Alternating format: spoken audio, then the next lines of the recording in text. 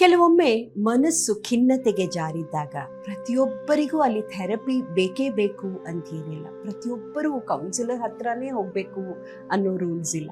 ನೀವು ಆಧ್ಯಾತ್ಮವನ್ನು ಅವಲಂಬಿಸಿರೋ ವ್ಯಕ್ತಿಯಾಗಿದ್ದರೆ ಭಕ್ತಿಯಲ್ಲಿ ನಿಮ್ಮನ್ನು ನೀವು ತೊಡಗಿಸಿಕೊಳ್ಳಿ.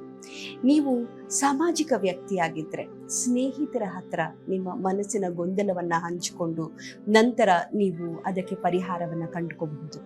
ನೀವು ಬಹಳಷ್ಟು ನಿಮ್ಮ ಆರೋಗ್ಯದ ಕಡೆ ಗಮನ ಕೊಡುವಂಥ ವ್ಯಕ್ತಿಯಾಗಿದ್ದರೆ ಒಂದು ಯೋಗ ಅಥವಾ ಒಂದು ಒಳ್ಳೆ ವರ್ಕೌಟು, ಇದರಲ್ಲೂ ಕೂಡ ನಿಮ್ಮ ಮನಸ್ಸಿನ ಸಮತೋಲನವನ್ನು ನೀವು ವಾಪಸ್ ತಂದುಕೋಬಹುದು. ಇದು ಯಾವುದೂ ಅಲ್ಲ, ಧ್ಯಾನದಿಂದ ಕೂಡ ಮನಸ್ಸು ಅನೇಕ ಬಾರಿ ತನ್ನ ಸಮತೋಲನವನ್ನು ವಾಪಸ್ ತಗೊಳ್ಳೋ ಸಾಧ್ಯತೆ ಇದೆ. ಆದ್ದರಿಂದ ಎಲ್ಲದಕ್ಕೂ ಥೆರಪಿ ಬೇಕು ಅಂತಲ್ಲ, ಮುಖ್ಯವಾಗಿ ನಮ್ಮ ಮನಸ್ಸು ನಮ್ಮ ಹಿಡಿತದಲ್ಲಿರಬೇಕು. ಆಗ ನಾವು ಇದಕ್ಕೆ ಒಂದಲ್ಲ ಒಂದು ಪರಿಹಾರವನ್ನು ಕಂಡುಕೊಳ್ಳೋದಕ್ಕೆ ಸಾಧ್ಯ ಇರುತ್ತೆ. ಆದರೆ ನಮ್ಮ ಮನಸ್ಸೇ ವೀಕ್ ಆಗಿದೆ ಅಂತಾದಾಗ ಮಾತ್ರ ಥೆರಪಿ ಖಂಡಿತ ಬೇಕು.